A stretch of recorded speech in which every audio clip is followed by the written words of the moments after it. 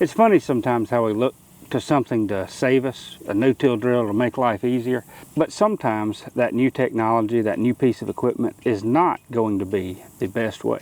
Earlier this morning I moved our breeder gilts out of this field over here behind me. I didn't graze this very tip of the paddock because I've got some trees planted here. Much of the paddock looked like this with bits of red clover, chicory, sorghum sudan grass, cowpeas, and forage soybeans. And even though the forage soybeans and sorghum sudan grass and chicory will regrow, I want to interseed it with some buckwheat and some daikon radishes for some late summer, early fall forage. And so I'm going to return back to an old way of no-till planting. You know, the crazy thing is, for years I wanted a no-till drill that I could use to plant our cover crops more quickly, more easily, and more effectively. It works really well in many circumstances, but replanting this field, it's not the ideal tool that I need. The first thing I've got to do is get the spreader on the tractor. And I've had a lot of success no-tilling buckwheat as long as we have some soil moisture. In fact, if pigs are grazing the cover crop, it'll reseed itself and regrow. I don't even have to plant it. And last year I had some moderate success doing daikon radish the same way. So the first step I'm going to do is broadcast some seed. So this is just seed that I happen to have on hand here at the farm, left over from our summer planting. The first thing I'm putting in is 50 pounds of buckwheat. We've got right at an acre or so of planting. Then the next seed that I add to the mix is about 15 pounds of daikon radish, plus about 15 pounds of crimson clover, 8 pounds of dwarf Essex rape, and 50 pounds of forage soybeans. The forage soybeans probably aren't going to do a whole lot, but I've got them here on the farm, and I'm going to go on and see if I can get them to sprout and put on a little bit of forage anyway. In an ideal situation, I'd probably do about 75 pounds of buckwheat, but this will be okay. And then once I get the seed all in the hopper here, this little attachment auger on the drill works beautifully to mix the seed up. It's not perfect, but it works quite well nonetheless.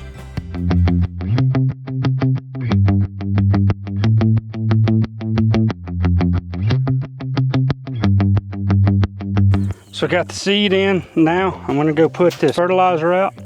It's the equivalent of about 20 pounds of nitrogen to the acre over there in that field. I don't really like doing it, but that field has horrible soil health, and I'm just trying to improve the fertility out there. Kind of hard to build organic matter when you're not growing a whole lot of anything. I broadcast the seed and the fertilizer in the field now. You can see there's a little bit of the fertilizer, soybean seed, buckwheat. That little one there is one of the daikon radishes.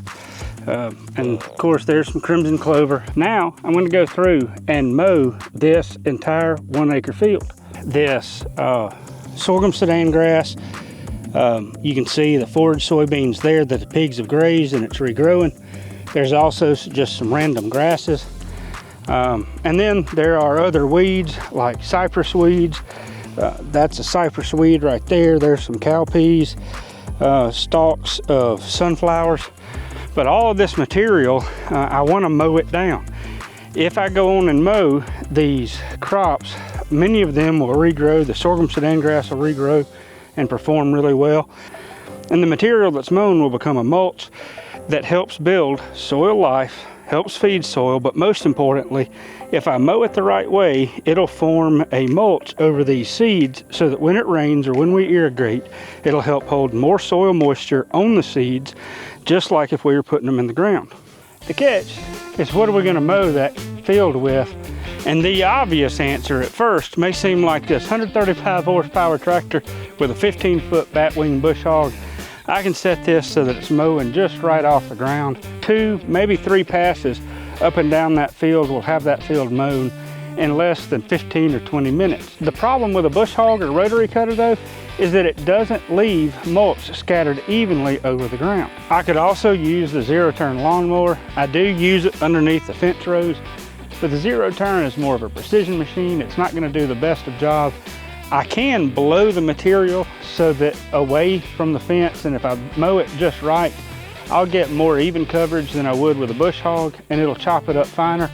But that's still not the ideal situation. Plus, that's a lot of wear and tear on that machine. The other option that I have though is a flail mower on my tractor. Now this flail mower is a little small for this tractor. This tractor could probably use at least a 72 inch, if not an 84 inch flail mower. This one is 60 inches. I used it on a smaller tractor, but it'll work for what I'm doing here. You typically cannot run as fast with flail mowers because you want them to chop it up easily. The good thing about the flail mower, and it has a shaft that runs horizontal to the ground with these little wide blade cutters on it. It looks much more like a tiller than a mower.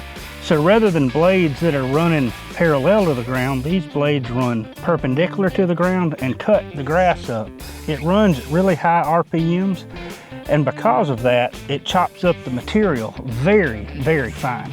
This is where having a long, skinny field is incredibly helpful. Let me go run the flail mower over this paddock here, and then I'll pick you back up and show you what we look like afterwards.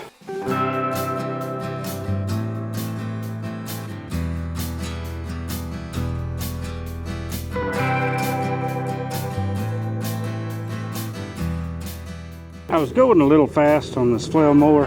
I didn't get quite finished before I had to leave, but you can see how it just mulches everything up fairly well. If I were going a little bit slower, about 1.5 to 2 miles an hour, this would be chopped up finer. It leaves this mulching material on the ground. It helps hold moisture on the seeds. If it were a little thicker cover in here, I think we'd get better, slightly better cover on the mulch, but this should allow it to germinate anyway.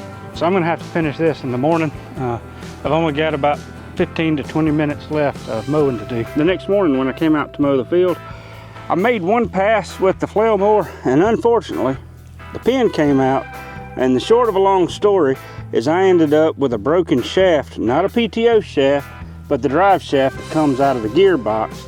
So I've got to replace that gearbox, the slip clutch, and the PTO shaft. It seems like there's always something going wrong with equipment. But it gives me a great opportunity to show you the difference between what happens when you flail mow and when you bush hog. When you use a rotary cutter or bush hog instead of a flail mower, you don't cut quite as low to the ground, you don't mulch up the material quite as fine, and you don't get as even coverage or distribution. Sometimes you get more piles than you do if you're just doing it with a flail mower. In some areas where there's more vegetation on the ground, you get more mulch, like right here. Of course, in other areas where there's less vegetation and the pigs are eating more of it, there's less mulch on the ground in those spots. And that's one of the reasons I like having sorghum sudan grass in the paddock, because the pigs will eat it, they do enjoy it, but it also offers a good opportunity for regrowth and soil health. But also, if I want to come back and replant, I can mow it, flail mower, lawn mower, or even rotary cutter, bush hog, and it offers a good opportunity for mulch and to help hold soil moisture. It's been almost a week since I seeded this paddock, and we didn't get the rain that I expected over the weekend, but 3 days ago I drug 2,000 foot of 3.5 inch fire hose out here. That is some heavy stuff. So it's taken me several days to actually start getting the water on the field. In fact, only about a third of it has gotten about 1 inch or so of rain. But where I first started irrigating 3 or 4 days ago, you can see how it's germinating now. This right here is buckwheat. That's some more buckwheat, and you can see some of the brassicas.